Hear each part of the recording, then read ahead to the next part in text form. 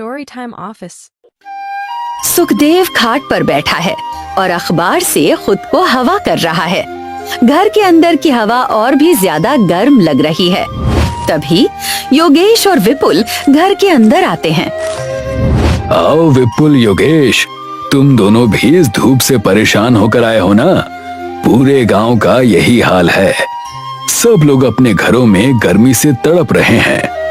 वे दोनों सुखदेव के पास बैठ जाते हैं और अखबार से मिल रही हवा में थोड़ी राहत महसूस करते हैं। हाँ सुखदेव जी, हमारे घरों की छतें आग उगल रही हैं, मिट्टी की दीवारें तप रही हैं। क्या हमारे पास कोई और जगह है जहाँ गांव के लोग कुछ देर आराम कर सके? गांव में ऐसा कोई बड़ा पक्का मकान नहीं है जो इस गर्मी को रोक सके। मुझे समझ नहीं आ रहा कि मैं एक मुखिया होने के नाते तुम सबकी मदद कैसे करूं। मैंने सुना है कि गांव के पीछे जो सूखी पथरीली पहाड़ियां हैं, वहां कुछ साल पहले तक ठंडी हवाएं चलती थी। क्या हम वहां जाकर कोई छायादार जगह नहीं ढूंढ सकते? वो रास्ता बहुत पुराना और पथरीला है, वहां कोई नहीं जाता। लेकिन अगर तुम्हारे पास कोई और रास्ता नहीं है तो तुम जाकर देख सकते हो। शायद वहां कोई बड़ी गुफा या छाया मिल जाए। विपुल और योगेश एक दूसरे की तरफ उम्मीद भरी नजरों से देखते हैं। इसके बाद दोनों खड़े होते हैं और वहां से निकल जाते हैं। योगेश और विपुल ठंडी हवा की तलाश में गांव के बाहरी इलाके की संकरी सड़क पर चलते जा रहे हैं। कुछ देर बाद दोनों रुक जाते हैं और दूर एक ऊंची पथरीली पहाड़ी को देखते हैं। विपुल, हम बहुत दूर आ गए हैं। यहाँ तो सिर्फ पत्थर ही पत्थर हैं। मुझे नहीं लगता कि इस बंजर पहाड़ी पर हमें कोई ठंडी जगह मिलेगी। चलो वापस चलते हैं। थोड़ा और आगे चलो ना योगेश, देखो उस मोड़ के पास कुछ अजीब सी ठंडी हवा का झोंका आया है। क्या तुम्हें भी कोई खुशबू आ रही है?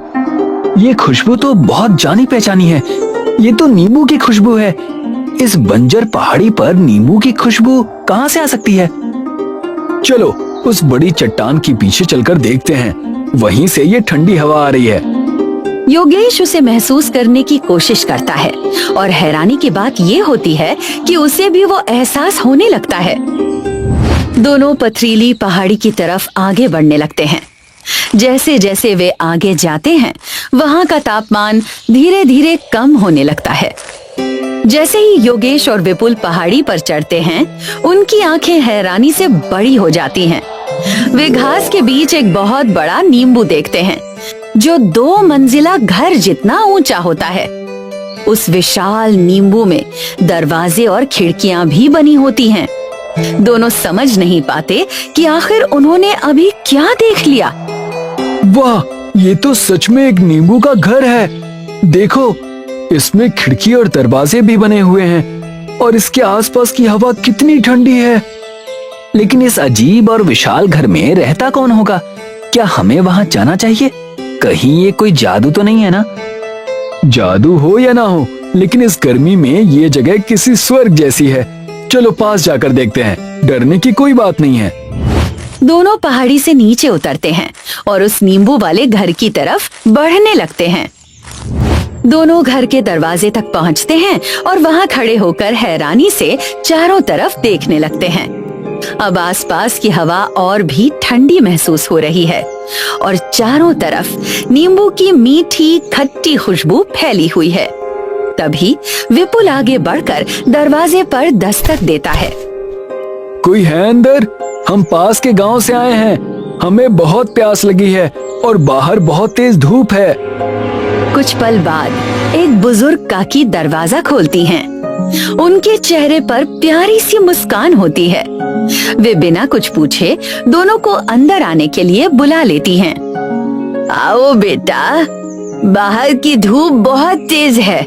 मुझे पता था कि इस मौसम में कोई ना कोई इस तरफ जरूर आएगा। काकी, आप इस इतने बड़े नींबू के अंदर रहती हैं? ये कैसे संभव है? सब संभव है बेटा। पहले अंदर आओ, आराम से बैठो, फिर बात करेंगे। जैसे ही विपुल और योगेश अंदर जाते हैं, वे देखते हैं कि घर बहुत साधारण लेकिन अलग सा दिखाई दे रहा है।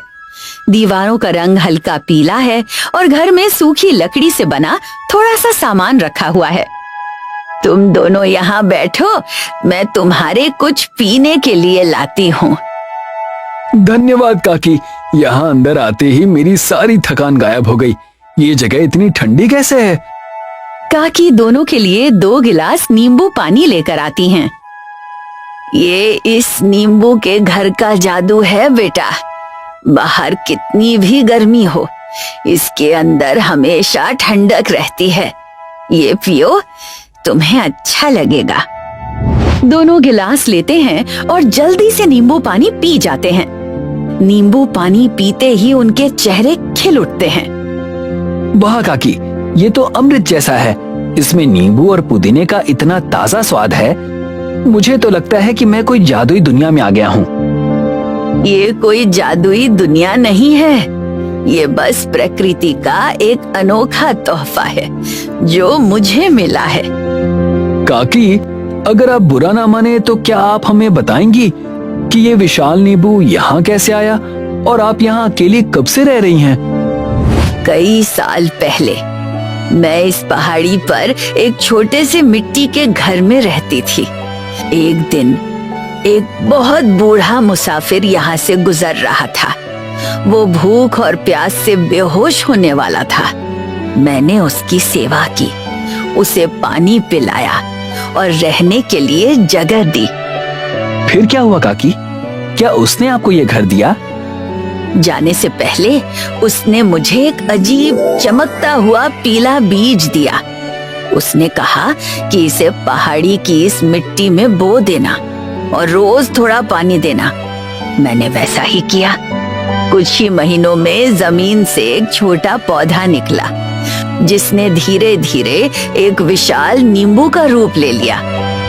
ये तो बहुत ही अनोखी कहानी है, लेकिन ये खराब क्यों नहीं होता?